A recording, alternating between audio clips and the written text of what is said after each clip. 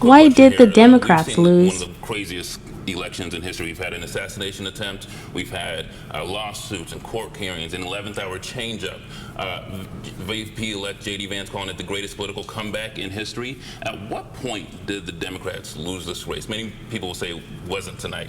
Yeah, I think it goes back to the move from Biden to Kamala and not having a primary, testing her as a candidate with primary voters, her being able to express a message, a policy differences between her and Trump. I think all those things go through a test of a primary election, and the quick turnaround time for her to go from being the candidate to election day, I think just didn't do her any favors. And real quickly, your thoughts? Yeah, you know, I think Kamala Harris did an amazing job to pull together the Democratic nomination in a day, the way it was tossed to her, basically, and to build the momentum and the enthusiasm and re-energize Democrats.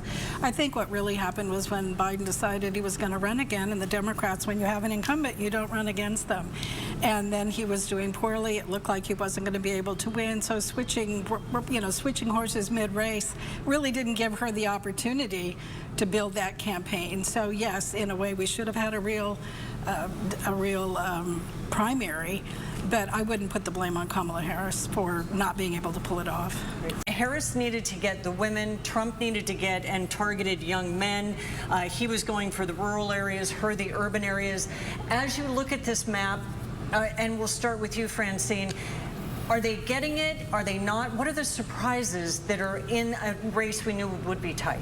Well, we know it's going to be tight, and that's what we're seeing tonight. But I think the biggest surprise for me was that shock poll from Iowa showed that Harris would win the race, and Iowa's been called already for Trump, and he had a pretty comfortable margin on that. What about you, Chris? I think it's been a turnout game, and whether or not former President Trump could turn out his voters, especially in those rural areas and those folks he's been targeting for the last few months, and making sure that they get to the polls and they vote. You saw that a lot of folks and his supporters were calling to stay in line, make sure that they were doing everything they could to get their votes cast, and it looks like at this point that he's been successful. Well, if it is a turnout game, one of the things that impacts turnout we see is often polling. Let's talk about polling, because we are in this contentious of a election cycle and political season as we've been in a long time, and we're seeing a lot more closet voters for either party.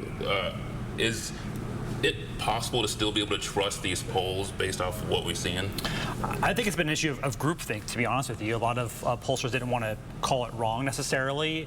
Also, you've seen some polls and some data that showed that Democratic men were 16% more likely to answer a poll than a Trump voter.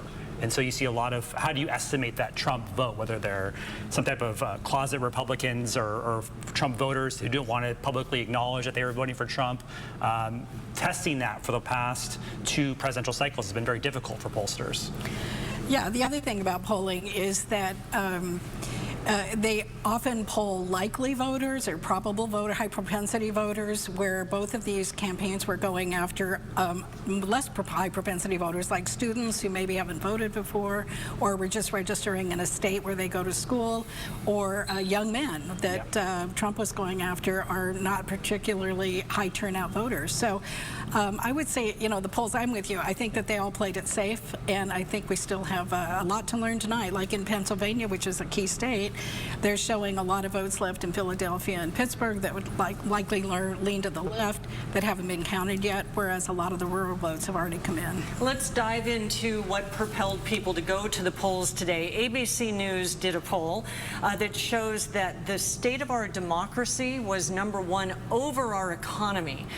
What do you think brought people to the polls in this high voter turnout, and are you surprised by that? I think it was more about those kitchen table issues. It was issues about the economy, inflation, whether or not folks can pay for their groceries or not. I think that actually surpassed more than anything else. I think especially in some of these states where you had even more social issues like abortion on the ballot, I don't think that was a driving factor that people may have estimated or thought that it was going to be.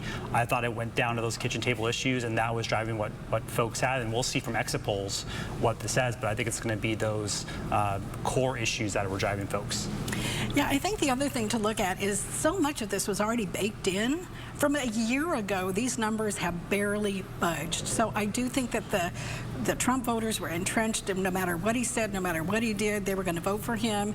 And people who didn't want him were not going to vote for him. And then these other issues, obviously, abortion and the economy and immigration, all these other issues were part of it. But I really think so much of this was entrenched, that it was always going to be close, and that's what we're seeing tonight.